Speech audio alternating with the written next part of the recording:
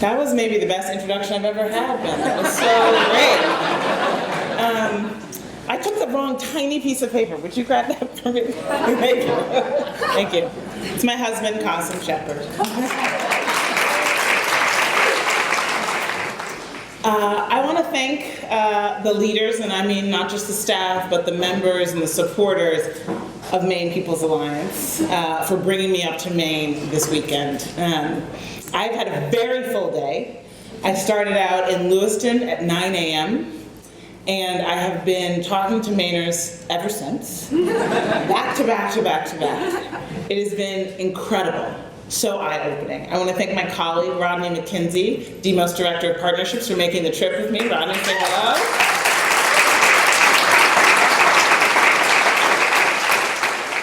I want to congratulate the incredible honorees this evening. I was deeply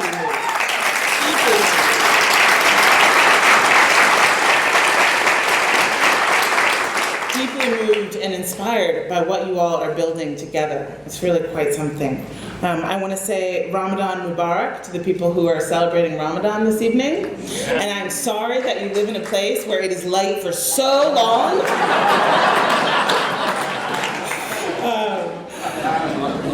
But I'm really looking forward to enjoying that when I'm out in Acadia this weekend celebrating my birthday. So I'm very excited. I also want to thank my dear friends, family friends, the Bergerons, who are my Mainers, my local Maine family, who put a pretty funny, embarrassing picture of me at age 21 right in the middle of the fold of your program. So, please take a moment now. Right there, right when you open it up. It's pretty great. It's pretty good. My locks were like this long.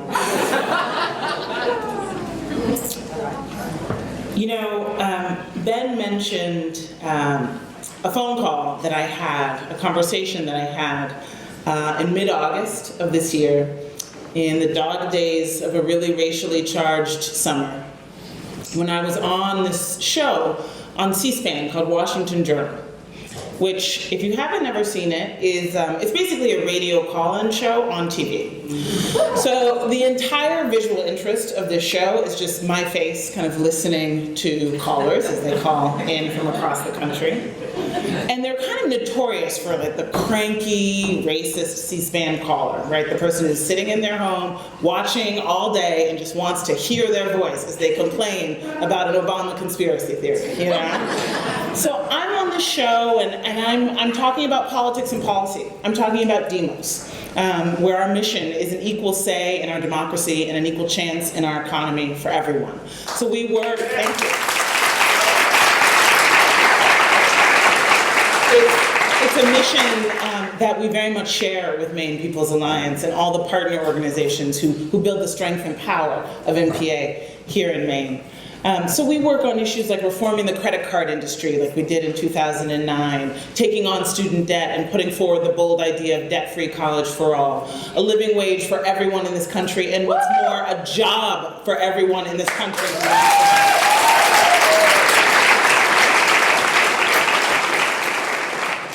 And we think that at the core of that big, bold economic vision is also a democracy that is a place where no matter what your background is, you have a voice in determining the policies that shape your life. No one should ever come home and get a note on their door saying you're about to lose your livelihood. No one should ever not have a voice on the job to be able to bargain with their employer and say, we work so hard baking this pie every day, we want a bigger piece of it. And we think that in America right now, our democracy is threatened because it is as unequal as our economy. And so I'm on C-SPAN in the middle of the day talking about issues like that, you know? And then about halfway through, this guy calls in. You hear this voice. He says, hi, I'm Gary from North Carolina. He says, I'm a white male, and I am prejudiced. And he's wrong. Exactly. I mean, just like that, right? But again, it's on my face, right, the whole time. So. And Then he went on to talk about why he was prejudiced, about the black men in the inner cities and the gangs and the drugs and the crime. But then he said, but I want to change. And I want to know what your guest thinks I should do to become a better American.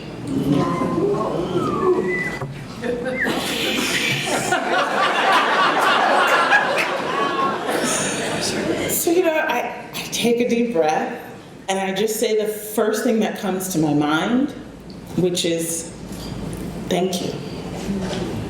Thank you for admitting what so few people have the courage to admit. I mean, we had a man who came down a gilded set of stairs and called Mexicans rapists and criminals, and still has the gall to say he doesn't have a racist bone in his body. And then we have this guy who is willing to say on national television, I'm prejudiced, these are the things that I think and I see, this is what I'm afraid of, but I want to change, and not only do I want to change, but I know that changing that is the key to making me a better American. I mean, my heart was, in my throat. So I thanked him, and then I went on to say just the things that came to the top of my head about actually what he could do to basically become less prejudiced. I am not a racial healer. That is not my profession. So, I hadn't practiced this, but I said a few things. I could hear in his voice the desire to connect. And so I said, get to know black families who are not all that image that you just voiced. Join an interracial church. Read about the real history of this country, African American history, foster these kinds of conversations in your community, and maybe something else, I don't remember. And then, it went to the next call. That was it. But I walked off the set, and one of my colleagues at home, back at Demos, said, that was so powerful, I want to put it on Facebook. And I said, yeah, it was a lot. She put it on Facebook on Saturday. By Monday, it had 1 million views. And I'm telling you, Demos' Facebook feed, feel free to follow it, is like charts and graphs, and it does not get 1 million views. So suddenly, this conversation, this 3-minute exchange, went legitimately viral. A week later, it had gone in local newspapers across the country, radio shows, TV shows, morning shows, way out of the little nerdy policy wonky box. And I was on TV again, on headline news, talking about it. And Gary from North Carolina was back at home watching his TV again, and he heard my voice. He was shaving. He heard my voice, and he ran into the living room, and he saw my face again.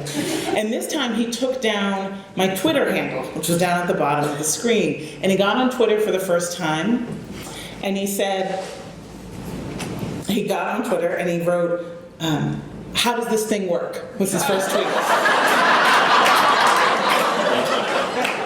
But he found me, and he direct messaged me, and I wrote him back, and I gave him my phone number, and he called me. And he said, because I wanted to know, how was he doing, A, what did he think of my answer, and B, how did he feel about being, the nationally known racist officer? But he said something that just absolutely floored me. He said, it was like you cleared the dust from a window and let the light in. And he said, I've been doing what you said. I went to the AME church on Sunday. I went to the library, to the African American Studies section. I've been talking to people in line at the VA who I normally would be scared to talk to. I'm going to do this. And I want to thank you for helping me. And as it turns out, Gary and I are now friends.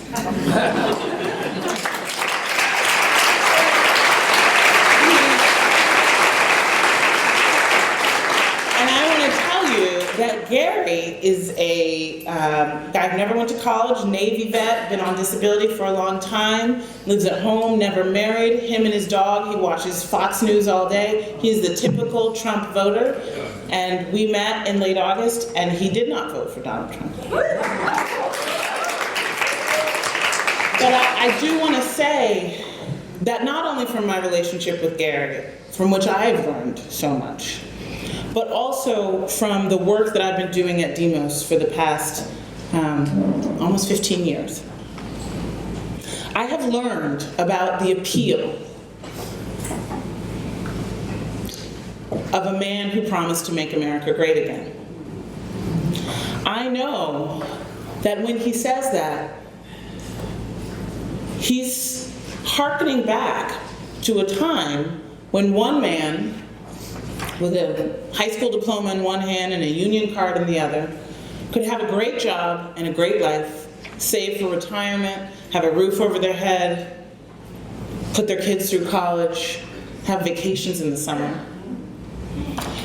He's hearkening back to a time when the average CEO paid himself 30 times what the average worker makes, not 300 times like it is now.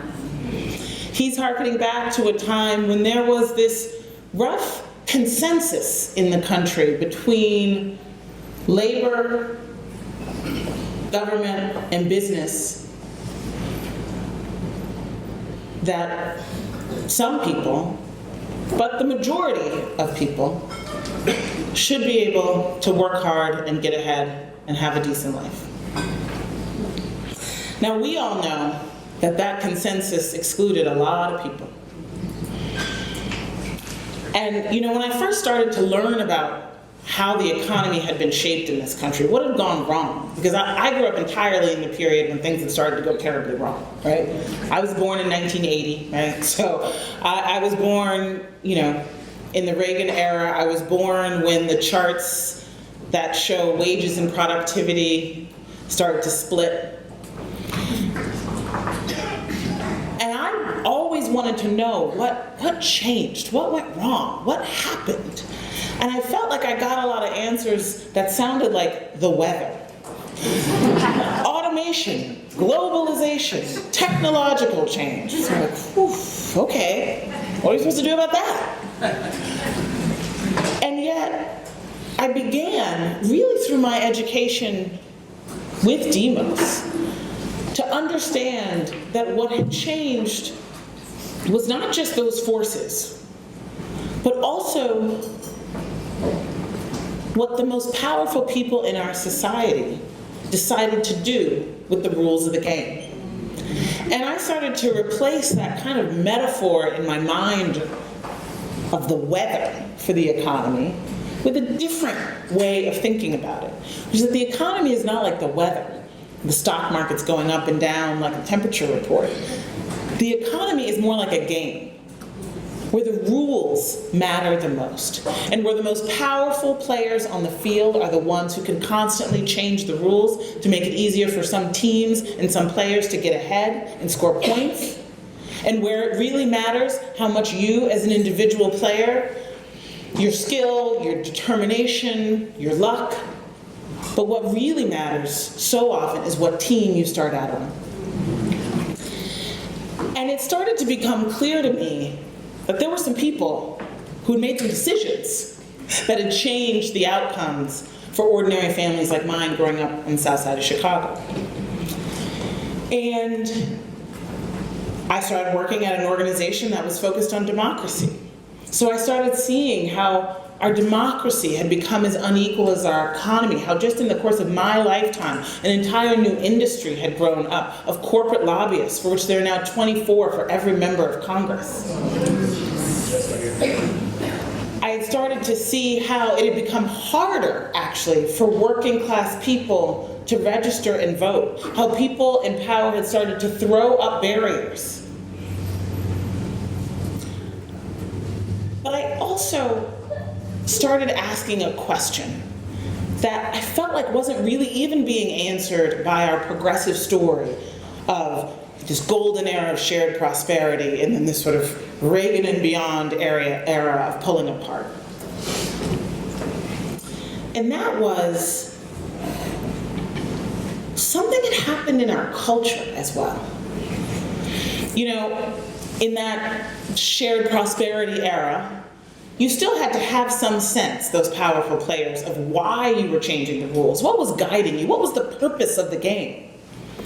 And I think it could best be summed up by Bobby Kennedy, who said, "It is the height of public responsibility to put public good ahead of private gain." And then fast forward to Ronald Reagan. I'm not picking on Ronald Reagan, but it was a bipartisan shift, actually, when he said, "I want to see, above all, an America where we can all get rich." That change in the purpose that the people shaping the rules were guided by explains so much. But what also explains so much is what happened to the face of the average American at the same time as it got harder for the average American to get by. And what I mean by that is that when I think about that shared social contract that I talked about between labor and business and government, I actually picture three guys at a table, like Walter Reuther, the head of the UAW, and Henry Ford and Ike, literally sitting at a table and sort of signing a contract and saying, "Okay." And then I picture someone knocking on the door, and it was African Americans and women and immigrants and people with disabilities and the fighters at Stonewall saying, "I want in at that table." And what happened was business and government kind of stood up and left the table and cut a side deal over here. And so our economy has gotten meaner and stingier and crueler as it has become more diverse. Now, I think that Donald Trump tells a very good story that says, yeah, as our country has gotten more diverse, it's been harder for you to get by. But he makes that because somehow struggling people of other races are getting ahead over you. It doesn't really make sense, but everybody knows that it is true. That over the past 40 years, our country has gotten more diverse, and it's become harder for the average American to get by. And so I challenge us all at this moment to recognize that there is a lie that is as old as this country. A lie that some groups of people are simply better than others. It was at the foundation of our economy, an economy that on the eve of the Civil War had 80% of the gross national product coming from slave labor. And that wasn't just in the South. That was picking cotton that was milled in the textile mills across this country. It made the capital system that we know and enjoy in New York City was all based on this thriving, evil slave economy. And I just have to say, it doesn't make sense, the story of America, when you recognize how integral the theft of land, the murder of people, and the enslavement of people was to our progress. The story of all men are created equal, the story of it just doesn't make sense. And the only thing that helps me make sense of it is the fact that our founders, while writing those words, had to create a belief system in which all men did not include anyone who wasn't a white man. And that belief system was at the core of the founding of our country. It's a heart-stopping contradiction.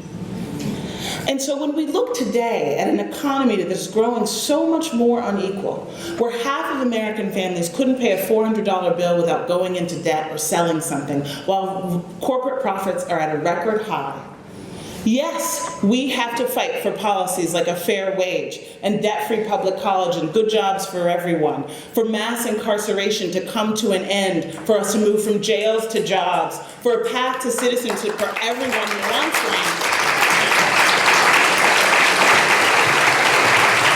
But we also have to do that with a movement that has at its heart a rejection of that belief, that lie at the heart of the founding of this country, that some groups of people are simply better than others. And if we can uproot that belief, then you will never again have somebody working full-time and still being in poverty, while her bosses have everything they've ever wanted and more. So I believe that is what we are faced with at this moment. When I was sitting there listening to the stories of organizers whose lives had been transformed, it was so clear that that's what we're on the cusp of, even here in Maine, in the whitest state in the nation. That is what, frankly, the crisis of Donald Trump and his racism, sexism, and greed has pushed us to finally being able to face. That is why I'm so excited about the future of this country, a future of a country that was born from a lie, but that will, in the course of a generation, have someone here in this land with a tie to every community on the globe. And then we will become a demos, that ridiculous name of my organization. That is in ancient Greek, but that I've grown to love because it means the people, one people, the root word of democracy. Thank you.